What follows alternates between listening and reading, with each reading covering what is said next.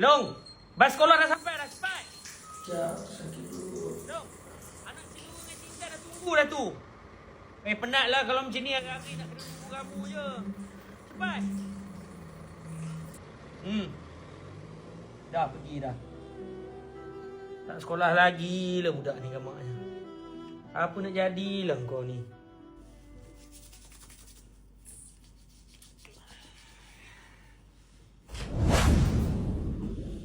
Siap sekarang.